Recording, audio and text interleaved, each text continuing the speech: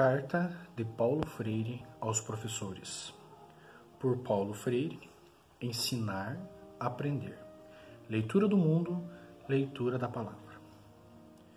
Nenhum tema mais adequado para constituir-se em objeto desta primeira carta a quem ousa ensinar do que a significação crítica desse ato, assim como a significação igualmente crítica de aprender. É que não existe ensinar sem aprender. E com isso eu quero dizer mais do que diria se dissesse que o ato de ensinar exige a existência de quem ensina e de quem aprende. Quero dizer que ensinar e aprender se vão dando de tal maneira que quem ensina aprende, de um lado, porque reconhece um conhecimento antes aprendido, e, de outro, porque, observada a maneira como a curiosidade do aluno aprendiz trabalha para aprender o ensinando-se, sem o que não o aprende, o ensinante se ajuda a descobrir incertezas, acertos, equívocos. O aprendizado do ensinante ao ensinar não se dá necessariamente através da retificação que o aprendiz lhe faça de erros cometidos. O aprendizado do ensinante ao ensinar se verifica à medida em que o ensinante, humilde, aberto, se ache permanentemente disponível a repensar o pensado, rever-se em suas posições, em que procura envolver-se com a curiosidade dos alunos e dos diferentes caminhos e veredas que ela os faz percorrer. Alguns desses caminhos e algumas dessas veredas, que a curiosidade às vezes quase virgem dos alunos percorre, estão grávidas de sugestões, de perguntas que não foram percebidas antes pelo ensinante. Mas agora, ao ensinar, não como um burocrata da mente, mas reconstruindo os caminhos de sua curiosidade.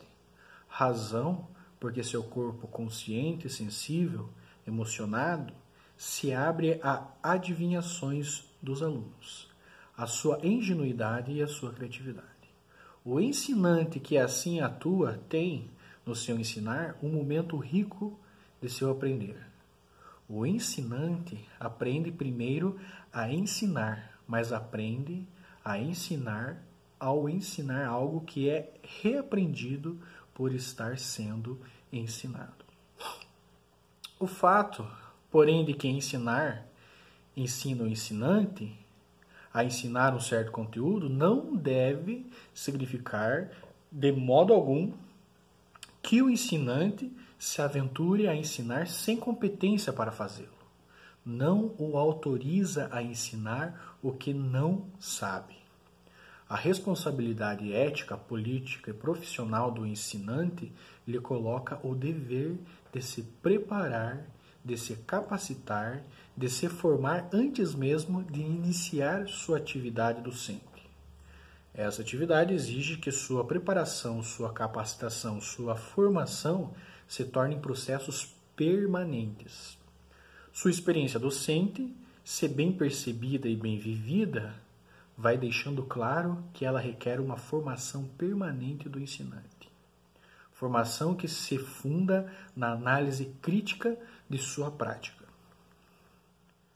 Partamos da experiência de aprender, de conhecer, por parte de quem se prepara para a tarefa docente, que envolve necessariamente estudar.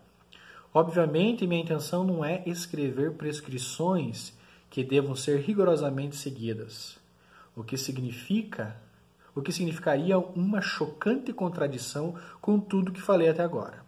Pelo contrário, o que me interessa aqui, de acordo com o espírito mesmo desse livro, é desafiar seus leitores e leitoras em torno de certos pontos ou aspectos, insistindo em que há sempre algo diferente a fazer na nossa cotidianidade educativa, quer dela participemos como aprendizes e portanto, ensinantes, ou como ensinantes, e por isso, aprendizes também. Não gostaria, assim sequer, de dar a impressão de estar deixando absolutamente clara a questão do estudar, do ler, do observar, do reconhecer as relações entre os objetos para reconhecê-los. Estarei tentando clarear alguns dos pontos que merecem nossa atenção na compreensão crítica desses processos. Comecemos por estudar, que envolvendo o ensinar do ensinante, envolve também, de um lado, a aprendizagem anterior e concomitante de quem ensina e a aprendizagem do aprendiz que se prepara para ensinar amanhã ou refaz seu saber para melhor ensinar hoje. Ou, de outro lado, a aprendizagem de quem, criança ainda, se acha nos começos de sua escolarização. Enquanto preparação do sujeito para aprender, estudar é, em primeiro lugar, um que fazer crítico, criador-recriador. Não importa que eu nele me engaje através da leitura de um texto que trata ou discute um certo conteúdo que me foi proposto pela escola, ou se o realizo partindo de uma reflexão crítica sobre um certo acontecimento social ou natural, e que, como necessidade da própria reflexão, me conduz à leitura de textos que minha curiosidade e minha experiência intelectual me sugerem, ou que me são sugeridos por outros. Assim, em nível de uma posição crítica, a que não dicotomiza o saber do senso comum do outro saber, mais sistemático, de maior exatidão, mas busca uma síntese dos contrários. O ato de estudar implica sempre o de ler, mesmo neste não se esgote, de ler o mundo, de ler a palavra, e assim ler a leitura do mundo anteriormente feita. Mas ler não é puro entretenimento, nem tampouco um exercício de memorização mecânica de certos trechos do texto. Se na verdade estou estudando e estou lendo seriamente, não posso ultrapassar uma página se não conseguir com relativa clareza ganhar sua significação. Minha saída não está em memorizar porções de períodos, lendo mecanicamente 2, 3, 4 vezes pedaços do texto, fechando os olhos e tentando repeti-los, como se sua fixação puramente maquinal me desse o conhecimento que preciso. Ler é uma operação inteligente, difícil, exigente, mas gratificante. Ninguém lê ou estuda autenticamente, senão assume diante do texto ou do objeto da curiosidade a forma crítica de ser ou de estar, sendo sujeito da curiosidade, sujeito da leitura, sujeito do processo de conhecer em que se acha. Ler é procurar buscar criar a compreensão do lido. Daí, entre outros pontos fundamentais, a importância do ensino correto da leitura e da escrita. É que ensinar a ler é engajar-se numa experiência criativa em torno da compreensão e da comunicação. E a experiência da compreensão será tão mais profunda quanto sejamos nela capazes de associar, jamais dicotomizar, os conceitos emergentes da experiência escolar, ao que resultam do mundo da cotidianidade. Um exercício crítico sempre exigido pela leitura e necessariamente pela escuta é de como nos darmos facilmente à paisagem da experiência sensorial, que caracteriza a cotidianidade, a generalização que se opera na linguagem escolar, e desta ao concreto tangível. Uma das formas de realizarmos este exercício consiste na prática que me venho referindo como leitura da leitura anterior do mundo. Entendendo-se aqui como leitura do mundo, a leitura que precede a leitura da palavra e que, perseguindo igualmente a compreensão do objeto, se faz no domínio da cotidianidade. A leitura da palavra, fazendo-se também em busca da compreensão do texto e, portanto, dos objetos nele referido, nos remete agora à leitura anterior do mundo. O que me parece fundamental deixar claro é que a leitura do mundo, que é feita a partir da experiência sensorial, não basta. Mas, Por outro lado, não pode ser desprezada como inferior pela leitura feita a partir do mundo abstrato, dos conceitos que vai da generalização ao tangível. Certa vez, uma alfabetizanda nordestina discutia em seu currículo de cultura uma codificação, que representava um homem que, trabalhando o barro, criava com as mãos um jarro. Discutia-se através da leitura de uma série de codificações que, no fundo, são representações da realidade concreta. O que é cultura? O conceito de cultura já havia sido aprendido pelo grupo através do esforço da compreensão que caracteriza a leitura do mundo e o da palavra. Na sua experiência anterior, cuja memória ela guardava no seu corpo, sua compreensão do processo que o homem, trabalhando o barro, criava o jarro, compreensão gestada sensorialmente. Ele dizia que o fazer o jarro era uma forma de trabalho com que concretamente se sustentava, assim como o jarro era apenas o objeto, produto do trabalho que, vendido, viabilizava sua vida e de sua família. Agora, ultrapassando a experiência sensorial, indo mais além dela, dava um passo fundamental. Alcançava a capacidade de generalizar que caracteriza a experiência escolar. Criar o jarro como trabalho transformador sobre o barro não era apenas a forma de sobreviver, mas também de fazer cultura, de fazer arte. Foi por isso que, relendo sua leitura interior do mundo e dos que fazeres no mundo, aquela alfabetizando nordestina disse segura e orgulhosa: faço cultura, faço isto. Noutra ocasião, presenciei experiência semelhante do ponto de vista da inteligência do comportamento das pessoas. Já me referi a este fato em outro trabalho, mas não faz mal que eu retorne agora. Me achava na ilha de São Tomé, na África Ocidental, no Golfo da Guiné.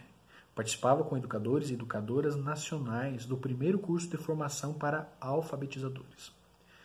Havia sido escolhido pela equipe nacional um pequeno povoado, Porto Monte, região de pesca, para ser o centro das atividades de formação.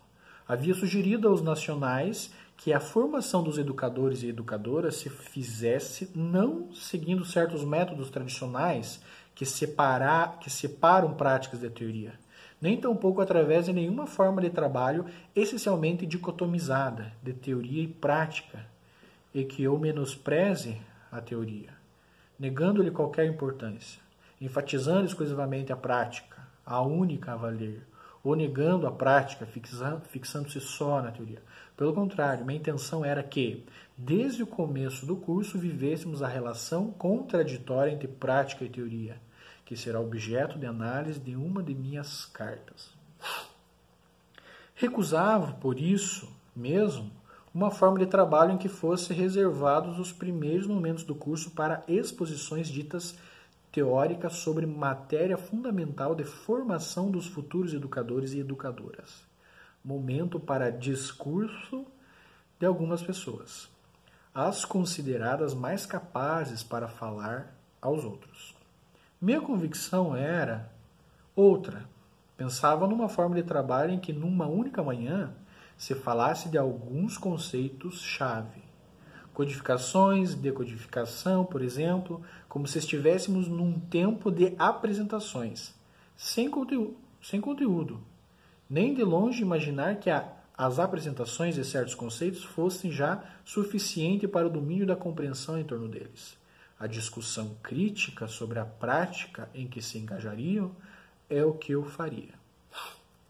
Assim, a ideia básica, aceita e posta em prática, é que os jovens que se preparariam para a tarefa de educadores e educadoras populares deveriam coordenar a discussão em torno de codificações de um currículo de cultura com 25 participantes.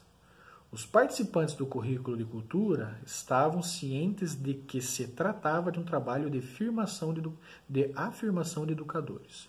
Discutiu-se com eles antes sua tarefa política de nos ajudar no esforço de formação, sabendo que iam trabalhar com jovens em pleno processo de sua formação.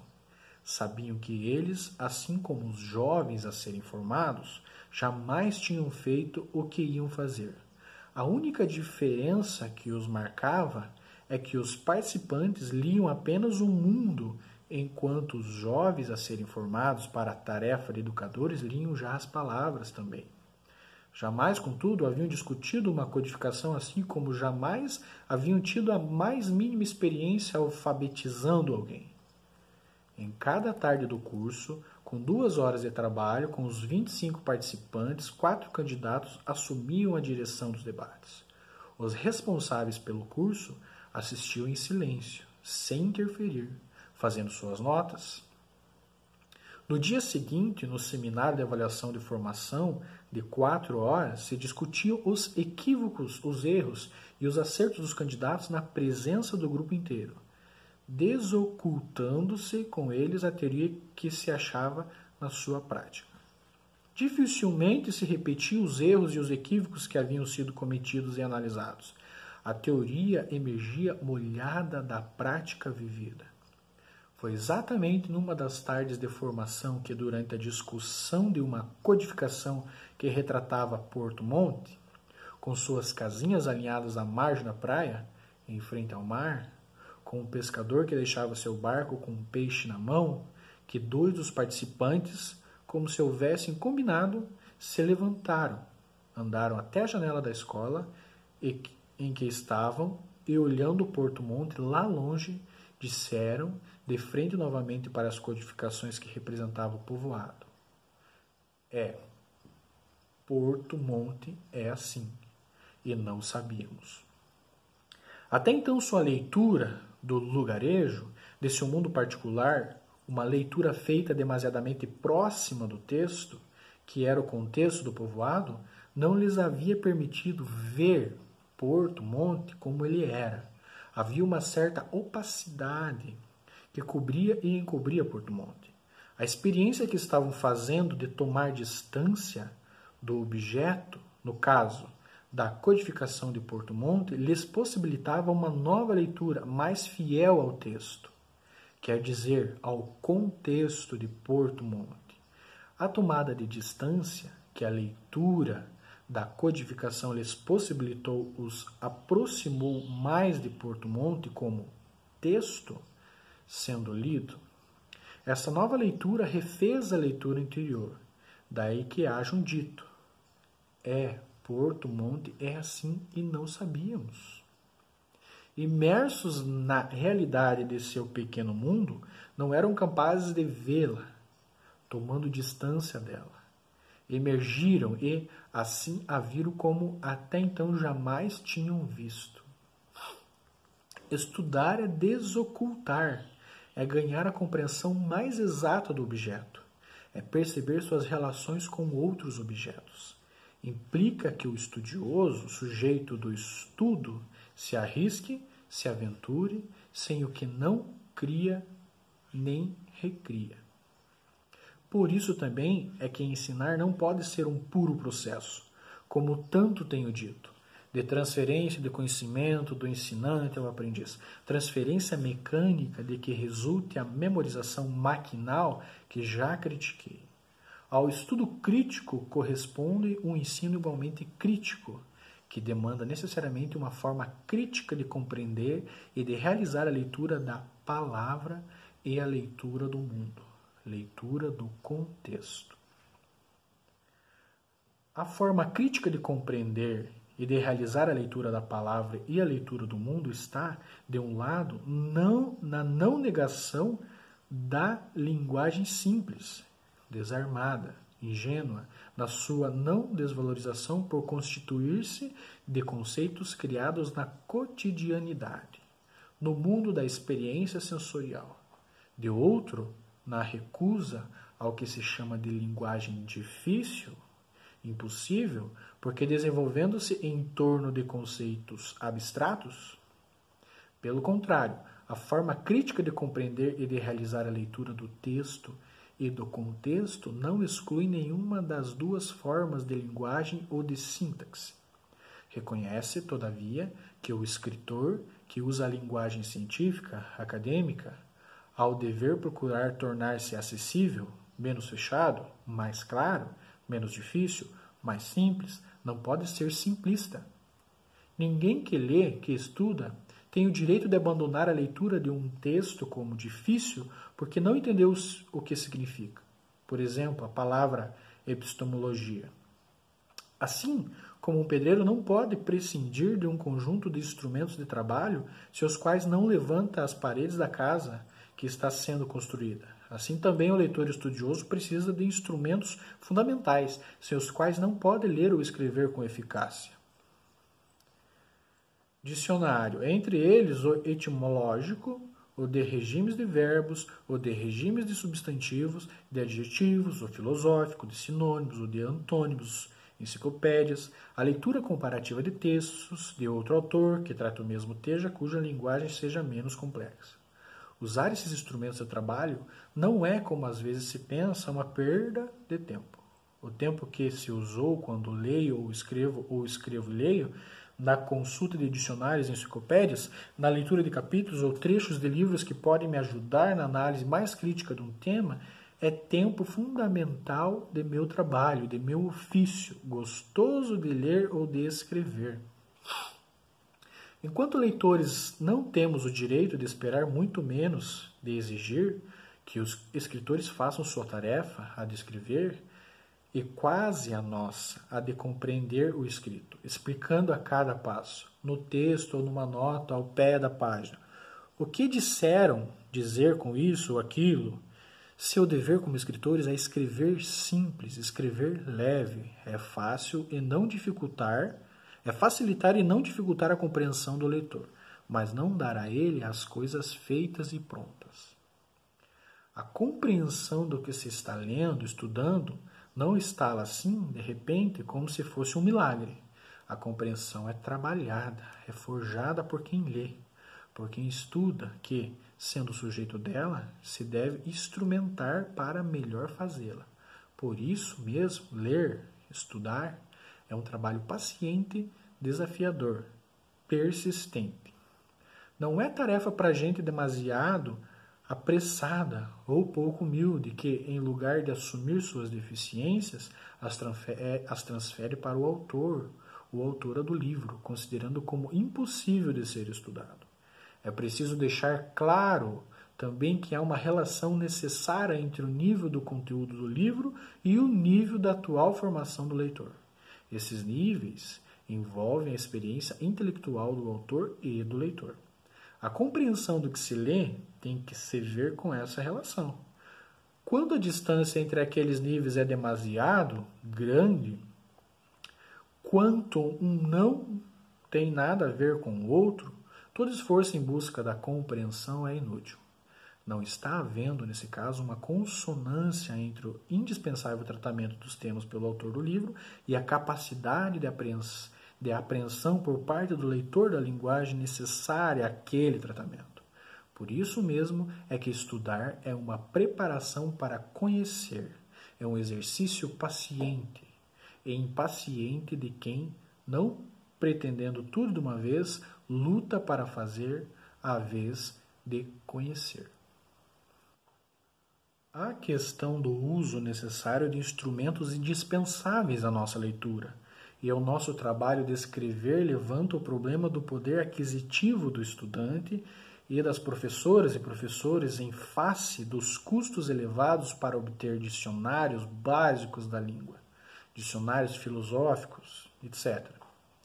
Poder consultar todo esse material é um direito que têm alunos e professores, a que corresponde o dever das escolas de fazer-lhes possível a consulta, equipando ou criando suas bibliotecas, com horários realistas de estudo. Reivindicar esse material é um direito e um dever de professores e estudantes. Gostaria de voltar a algo que fiz referência anteriormente à relação entre ler e escrever, entendidos como processos que não se podem separar. Como processos que se devem organizar de tal modo que ler e escrever sejam percebidos como necessários para algo, como sendo alguma coisa de que a criança, como salienta Vygotsky, necessita e nós também.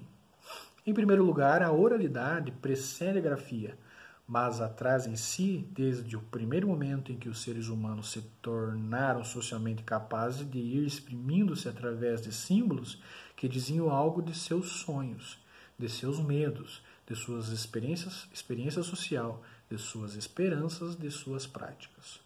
Quando aprendemos a ler, o fazemos sobre a escrita de alguém que antes aprendeu a ler e a escrever. Ao aprender a ler, nos preparamos para imediatamente escrever a fala que socialmente construímos. Nas culturas letradas, sem ler e sem escrever, não se pode estudar, buscar conhecimento, aprender a substantividade do objeto, reconhecer criticamente a razão de ser do objeto. Um dos equívocos que cometemos está em dicotomizar ler de escrever. Desde o começo da experiência em que as crianças ensaiam seus primeiros passos na prática da leitura e da escrita, tomando esses processos como algo desligado do processo geral de conhecer. Essa dicotomia entre ler e escrever nos acompanha sempre, como estudantes e professores. Tenho uma dificuldade enorme de fazer minha dissertação. Não sei escrever.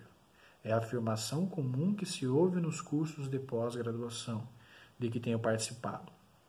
No fundo, isso lamentavelmente revela o quanto nos achamos longe de uma compreensão crítica do que é estudar e do que é ensinar. É preciso que o nosso corpo, que socialmente vai se tornando atuante, consciente, falante, leitor e escritor, se aproprie criticamente de sua forma de vir, sendo que faz parte de sua natureza histórica e socialmente constituindo-se. Quer dizer, é necessário que não apenas nos demos conta de como estamos sendo, mas nos assumamos plenamente como estes, seres programados, mas para aprender, de que nos fala François Jacob. É necessário então que aprendamos a aprender. Vale dizer que, entre outras coisas, demos à linguagem oral e escrita a seu uso, a importância que lhe vem sendo cientificamente reconhecida. Aos que estudamos, aos que ensinamos, e por isso estudamos também, se nos impõe, ao lado da necessária leitura de textos, a redação de notas, de fichas de leitura, a redação de pequenos textos sobre as leituras que fazemos, a leitura de bons escritores, de bons romancistas, de bons poetas, dos cientistas, dos filósofos, de que não temem trabalhar sua linguagem à procura da boniteza, da simplicidade e da clareza. Se nossas escolas, desde a mais tenra idade de seus alunos, se entregassem ao trabalho de estimular nesse o gosto da leitura e o da escrita, gosto que continuasse a ser estimulado durante todo o tempo de sua escolaridade, haveriam possivelmente um número bastante menor de pós-graduandos falando de sua insegurança ou de sua incapacidade de escrever.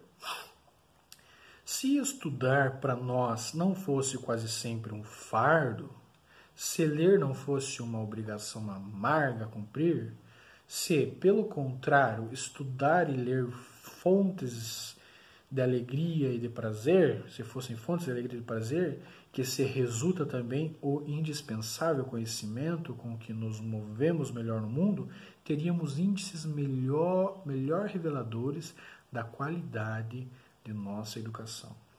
Este é um esforço que deve começar na pré-escola, intensificar-se no período da alfabetização e continuar sem jamais parar. A leitura de Piaget, de Vygotsky, de Emília Ferreiro, de Madalena, entre outros, assim como a leitura de especialistas que tratam não propriamente da alfabetização, mas do processo de leitura, como Marisa Lajolo e Ezequiel da Silva, é de indiscutível importância.